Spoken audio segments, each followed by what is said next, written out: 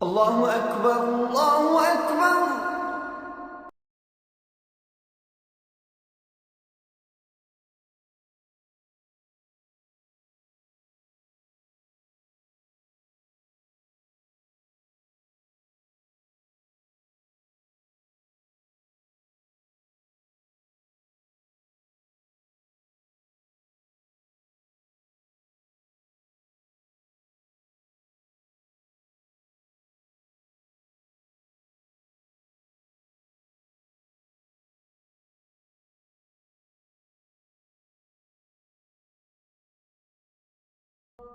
أشهد أن محمدا.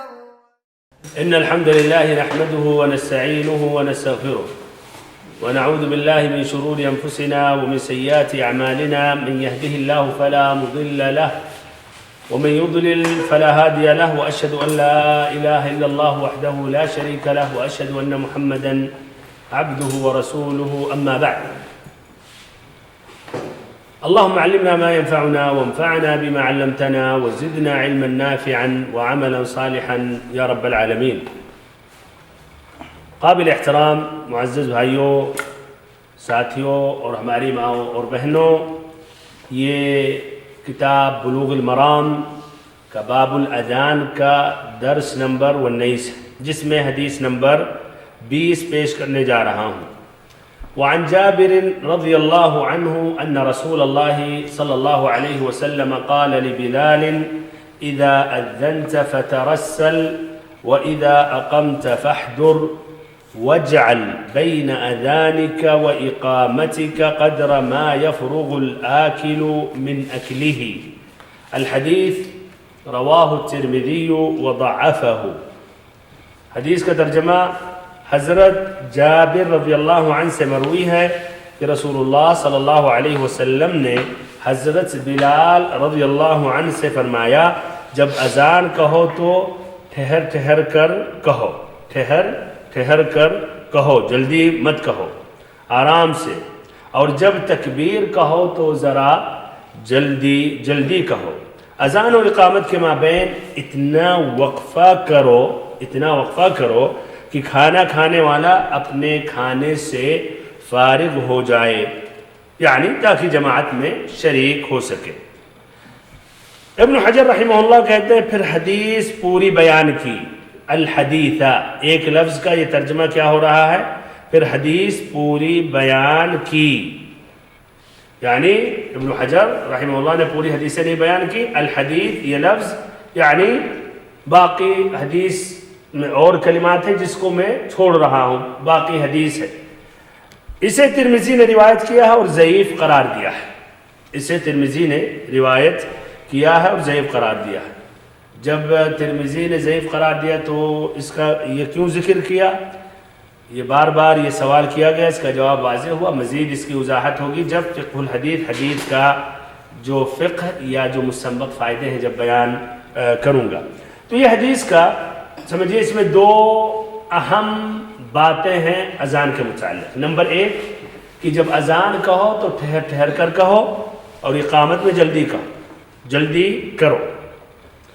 دوسرا کیا ہے کہ اذان اور اقامت کے درمیان اتنا فاصلہ ہو کہ آدمی اگر کھانا کھا رہا تو فارغ ہو جائے کھانے سے اور پھر تمہارے ساتھ یعنی شریک ہو جائے نماز میں، جماعت میں. تو دو اہم باتیں ہیں. حدیث کی تخریج ابن حجر رحمہ اللہ نے کہا ترمذی نے روایت کی. تو اصحاب کتب ستہ میں، 7 میں، 9 میں صرف الترمذی نے روایت کی ہے. ابواب الصلاۃ میں باب ما جاء فی الترسل فی الاذان، پیج نمبر 54، حدیث نمبر 195. ان کا طریق یہ ہے، طریق دیکھیں، طریق عبد المنعم جو صاحب الثقہ ان کا یہ لقب ہے. قال حدثنا یحییٰ ابن مسلم، جو کہتے ہیں عن الحسن وعطاء، الحسن وعطاء سے روایت کرتے ہیں. یہ دونوں حضرات روایت کرتے ہیں کن سے؟ صحابی رسول جابر ابن عبداللہ رضی اللہ عنہ سے، جو روایت کرتے ہیں نبی صلی اللہ علیہ وسلم سے ان رسول اللہ صلی اللہ علیہ وسلم قال لبلال، آپ صلی اللہ علیہ وسلم نے بلال سے کہا، حدیث طویل ہے، پوری حدیث میں سنا رہا ہوں، یا بلال، اے بلال، اذا اذنت فترسل فی اذانک، جب تم اذان کہو، جب اذان کہو تو ٹھہر ٹھہر کر کہو، وَإِذَا أَقَمْتَ فَاحْضُرْ، اور جب تکبیر اقامت کہو تو ذرا جلدی کرو، وَاجْعَلْ بَيْنَ أَذَانِكَ وَإِقَامَتِكَ قَدْرَ مَا يَفْرُغُ الْآكِلُ مِنْ أَكْلِهِ، اور اذان و اقامت کے درمیان اتنا فاصلہ ہو جتنی دیری میں ایک کھانا والا کھانا کھا سکے۔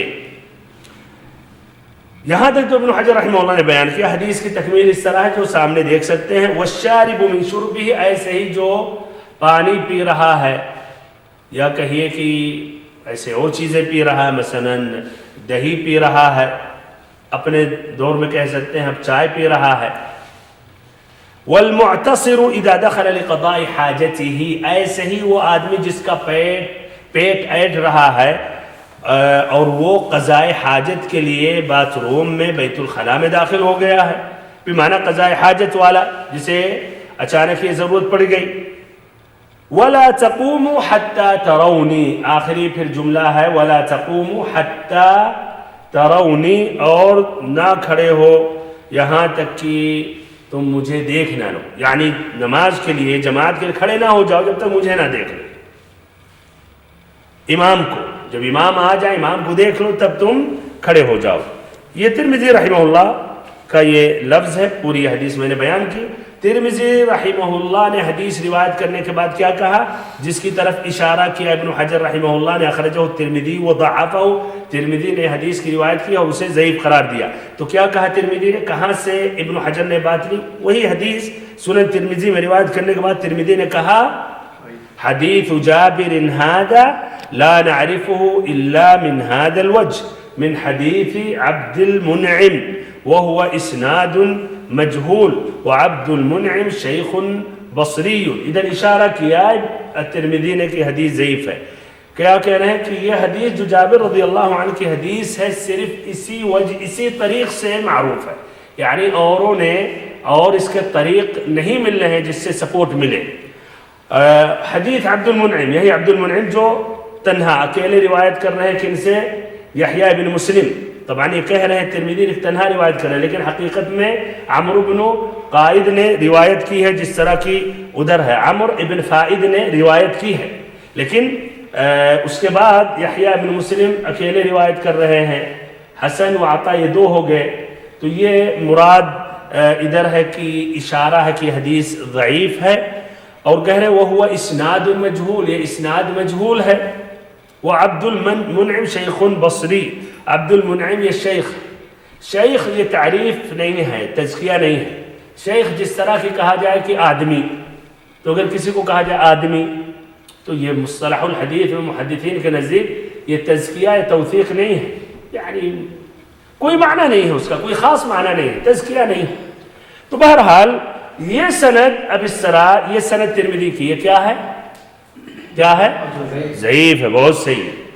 اور اب مزید واضح کر رہا ہوں کیوں ضعیف ہے، بلکہ حقیقت میں ضعیف جداً ہے۔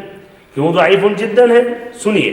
نمبر ایک، یہ عبد المنعم جو ہیں جن کے بارے میں ترمذی نے کہا شیخ بصری، بصرہ کے رہنے والے ایک شیخ ہیں، یہ عبد المنعم کا پورا نام ہے عبد المنعم ابن نعیم الاسواری البصری۔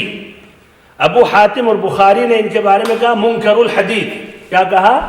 منکر الحدیث، حدیث میں یہ منکر ہے، منکر یہ شدید جرح، نکارت، یعنی ایسے الفاظ، ایسی حدیثیں نقل کر دیتے ہیں جو اوروں سے نہیں منقول ہے، نکارہ، یہ شدید، یہ جرح شدید ہے، یہ لفظ میں جرح شدید ہے، شدت جرح، صرف ضعیف نہیں بلکہ ضعیف جداً ہو جائے گا جس کے بارے میں اگر اہل علم نے کہا منکر الحدیث۔ ایسے النسائی نے کہا لیس بثقہ، یہ ثقہ نہیں ہے۔ ایسے ابن حبان نے بھی کہا منکر الحدیث جداً، یہ بہت ہی شدید منکر الحدیث ہے۔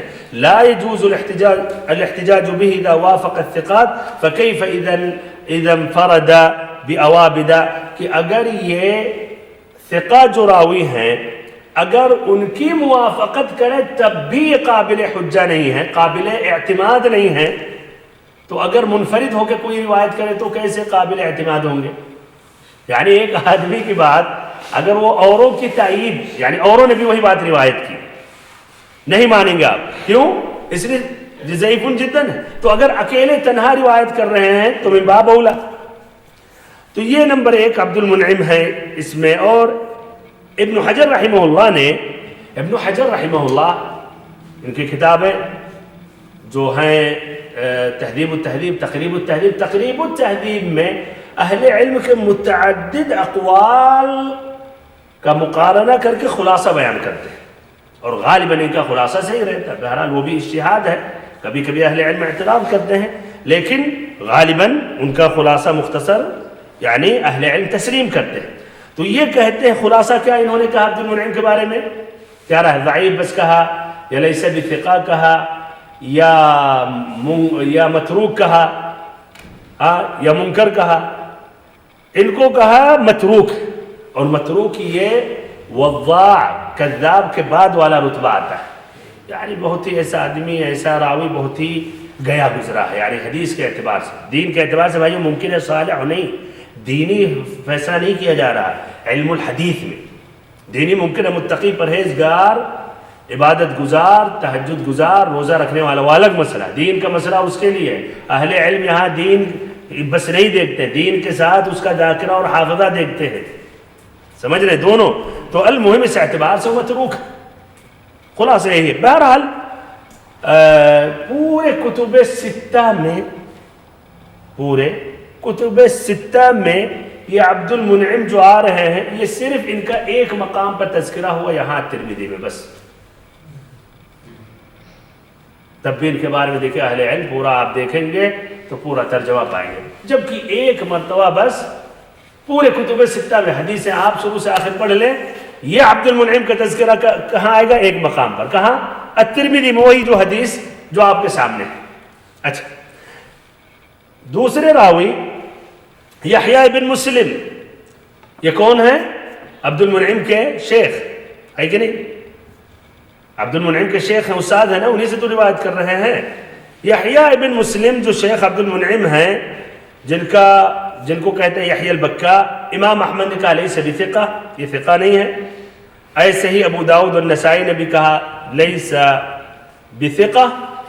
ابن حجر رحمہ اللہ نے تقریب التہذیب میں کہا مجہول ہے، بمعنی جب سب کہہ رہے ہیں لیس بثقہ لیس بثقہ تو کسی نے توثیق نہیں کی ہے، تو کہہ رہے ہیں کہ مجہول ہے۔ مجہول کہیں یا لیس بثقہ، نتیجہ قابل اعتماد نہیں ہے، کسی نے ان کو ثقہ نہیں کہا۔ اب کہیں غیر ثقہ ہے یا مجہول کہیں، نتیجہ دونوں کا ایک ہوتا ہے کہ اس کی حدیث مقبول نہیں ہے۔ اب اس طرح اندازہ لگائیں کہ یہ حدیث میں عبد المنعم ضعیف ہے، یحییٰ بن مسلم وہ بھی ضعیف ہے، بلکہ پہلے عبد المنعم ضعیف جداً ہے، تو حدیث اس سند سے کیا ہو گئی؟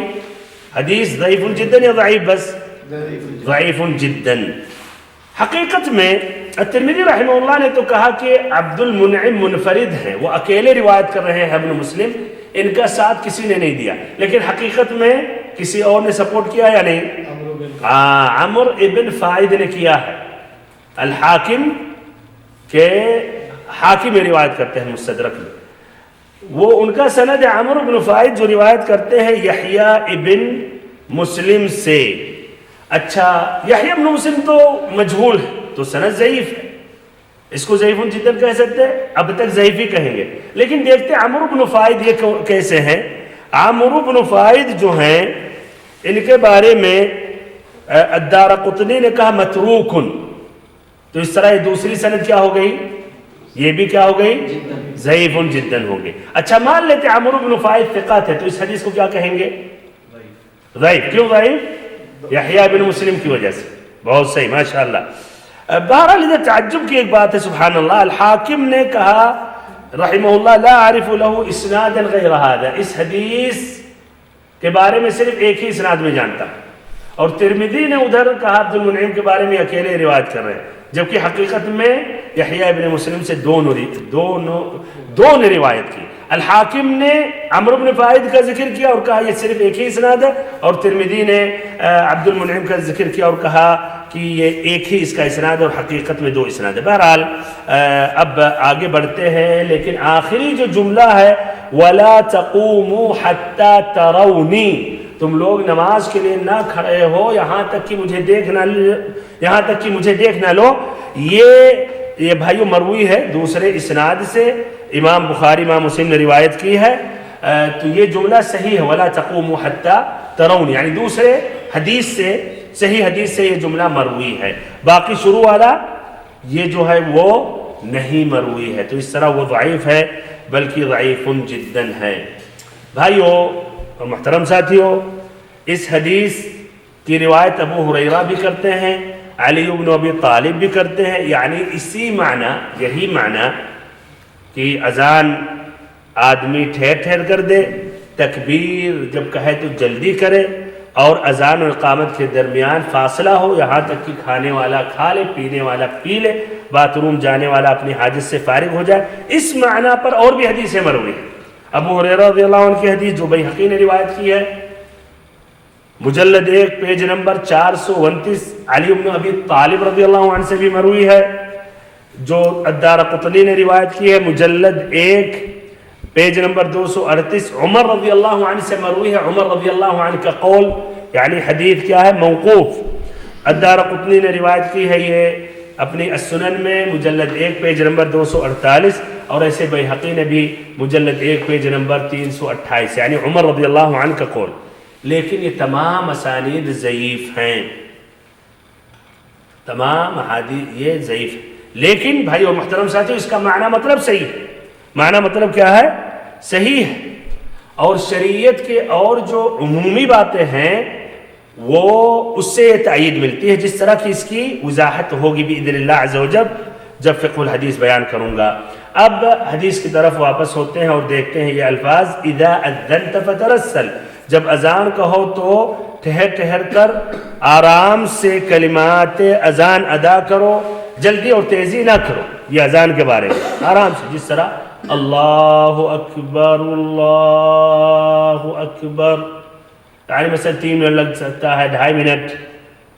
لیکن کچھ یہاں دیکھیے غلطی بھائیو، کتنے مؤذنین ہیں جو اذان کہتے اقامت کی طرف، اتنی جلدی انہیں رہتی ہے، آتے ہیں مسجد میں داخل، پیر سے دبائے بٹن، ذرا اس کا بھی ادب اور اس کا نہیں، پیر سے، اور مارے اذان لگ رہا ہے اقامت دے رہے ہیں. صحیح، اگر آپ کو ٹائم نہ معلوم ہو تو آپ کہہ سکتے ہیں شاید اقامت ہو رہی ہے، جلدی سے بس بھاگ رہے، 1 منٹ بھی نہیں لگتا ہوگا. یہ اس کے خلاف ہے بھائیو، حدیث کے خلاف ہے. حدیث ضعیف ہے لیکن اس کی تائید ہے، اور اہل علم نے کہا عمومات شریعہ، اور جس سے کہ بھی واضح ہوگا. وَإِذَا أَقَمْتَ فَاحْضُرْ، فَاحْضُرْ دال پر پیش ہے. وَإِذَا أَقَمْتَ فَاحْضُرْ، کہتے ہیں حدر پڑھنا، حدر یعنی تیزی. تو ادھر مراد ہے حدر یحضر سے، یہ باب قتلہ سے، قتل یقتل، حدر یحضر، حدر الرجل الاقامہ، یعنی اس کے کلمات کو اس نے تیزی سے، جلدی سے پڑھا، اس نے جلدی جلدی اس نے ادا کیا. تو یہ مراد ہے اذا قمت فاحضر. اچھا، اس کے بعد پھر قدر ما يفرغ الآکل من اکل، یہاں تک کہ کھانے والا اپنے کھانے سے فارغ ہو جائے. اس کے بعد کیا لفظ ہے؟ کیا لفظ ہے؟ الحدید. ماشاءاللہ، کیا ہے؟ الحدید. اچھا، حدید تا پر کیا ہے؟ تا پر کیا؟ زبر ہے، فتحہ ہے. الحدید. اچھا، اس کو تا پر پیش بھی کر کے پڑھ سکتے ہیں، الحدیث. ہاں پڑھ سکتے ہیں. اچھا، زیر سے بھی، کسرہ سے بھی پڑھ سکتے ہیں الحدیث، ہاں پڑھ سکتے ہیں. لیکن اب رہی بات کہ اس کی تخریج کیا ہوگی، یعنی اس کی تعویل اور تقدیر کیا مقدر رہے گا. یہ عربی گرامر سے اس کا تعلق ہے، اختصاراً بیان کر رہا ہوں. جب آپ کہیں گے الحدیث تو ادھر یہ مقدر کیا جائے گا اکمل الحدیث، یا اقرأ الحدیث، یا اتم الحدیث، یعنی الحدیث ادھر مفعول بھی ہو جائے گا. تم پڑھو الحدیث، مفعول بھی ہے، اور عربی میں مفعول بھی منصوب ہوتا فتحہ سے. اچھا، اگر الحدیث کہیں گے تو اس کو کہیں گے خبر ہے اور اس کا مبتدا محذوف ہے. مثلا ھذا الحدیث، یا مبتدا اس کا خبر محذوف ہے، یعنی الحدیث بتمامہ. اور اگر آپ یا ایسے ہی الحدیث لہ بقیہ، اگر جر سے پڑھ رہے ہیں الحدیث تو تقدیر کی جائے گی الی آخر الحدیث، الی حرف جر، آخر اسم مجرور وهو مضاف، الحدیث اسم مجرور بالکسرہ. اس کا عربی سے تعلق ہے. بہرحال تو اس طرح اگر الحدیث بولا کسی نے الحدیث والحدیثی تو سب صحیح ہے. اور یہ آتا ہے، یہ ایک فائدہ ہے بھائیوں، یہ بہت سے حدیثیں جہاں محدثین یا علماء کرام اپنی کتابوں میں حدیث جب مکمل نہیں کرتے بمعنی جتنا انہیں اس حدیث سے ضرورت رہتی اسی کو بیان کر کے اکتفا کرتے ہیں، یا مثلا وہ حدیث واضح ہے اور اس میں سے شروع والا لفظ بیان کیا، مثلا انما الاعمال بالنیات، تو پورا پڑھنے کے بجائے 3 نقطہ رکھ کے کہہ دیتے الحدیث ہے، یعنی الی آخر الحدیث یا اکمل الحدیث ہے. اشارہ ہوتا ہے کہ یہ حدیث ہم نے مکمل نہیں بیان کیا ہے اور یہ ہم نے حذف کر لیا قصدن. تو یہ عبارت، یہ اصطلاح پہلے بھی ہم نے کتابیں پڑھی ہوں گی، ہو سکتا ہم نہیں جانتے تھے یہ کیا الحدیث ہے. وہ تو شروع میں تو آ گیا کہ رسول اللہ صلی اللہ علیہ وسلم نے کہا تو حدیث ہم بھی جانتے ہیں، لیکن الحدیث ہے پھر لکھنے کی کیا ضرورت ہے؟ کیا لکھنے کی ضرورت ہے کہ یہ حدیث ہم نے مکمل نہیں ادھر لکھی ہے. سمجھ میں آ رہی بات؟ تو یہ مراد ہے الحدیث. اور ایسے ہی الآیت، قرآن کی آیتوں کے جب حوالہ آپ نے دیا، بس آیت السحر واتبعوا ما تتلو الشیاطین علی ملک سلیمان، پوری آیت مکمل کرنے کے بجائے نقط کر کے الآیہ، یعنی آیت کو مکمل کر لے، یا الی آخر الآیہ، پوری آیت. آیت الکرسی مثلا آپ بیان کرنا چاہ رہے ہیں کہ صبح اور شام کے اذکار میں آیت الکرسی ہے، تو آپ نے آیت الکرسی اللہ لا الہ الا هو الحی القیوم 3 نقطہ الآیہ، یعنی باقی آیہ جو غالباً سب کو یاد ہے، اسی لیے ادھر لکھنے کی ضرورت مثلا نہیں سمجھ رہا ہوں. سمجھ رہے؟ تو یہ ایسے الآیہ، الحدیث، یا ایسے ہی الاثر، یا ایسے ہی شعر میں البیت، البیت آخر البیت. اب اس حدیث سے جو مصنف فائدے ہیں وہ بیان کر رہا ہوں. شروع میں نے ذکر کیا کہ اس میں 2 اہم باتیں ہیں. پہلی بات کیا ہے کہ اذان جب آدمی کہے تو ٹھہر ٹھہر کر کہے، جلدی نہ کرے، آرام سے اس کے کلمات کو ادا کرے. اور اقامت میں جلدی کرے اور جلدی جلدی وہ پڑھے. کیوں؟ ہو سکتا آپ ادھر کہا جائے کہ حدیث تو ضعیف ہے، کہاں سے آپ نے فائدہ لیا، بلکہ ضعیف جداً کہا. ہاں چلیے حدیث ضعیف جداً اس کو چھوڑ دیتے ہیں. حکمت کیا ہے اذان کہنے کی اور اقامت؟ اذان میں بلانا ہے. بہت صحیح. اذان سے مراد ہے دوسروں کو جو دور ہیں ان کو مسجد کی طرف بلانا. تو ادھر یہ مناسب یہی ہے کہ آدمی آرام آرام سے اس کے جملے کو ادا کرے. اس لیے اگر کوئی مثلا سو رہا ہے تو شروع میں سویا رہا، بیچ سے سن لے. کوئی غافل رہا، بیچ سے سن لے. تو یہ اس کے لیے یہی مناسب ہے کہ آہستہ آرام سے اذان کے کلمات کو کہے. اور اقامت نماز شروع ہونے کے لیے کہ نماز کھڑی ہونے والی ہے اور وہاں لوگ حاضر ہو جاتے، تو وہاں پھر اب ضرورت نہیں ہے کہ ایک دم کھینچے اور لمبی اقامت کہے، فائدہ نہیں ہے. تو حدیث اگر ضعیف ہے لیکن حکمت یہی ہے اس سے.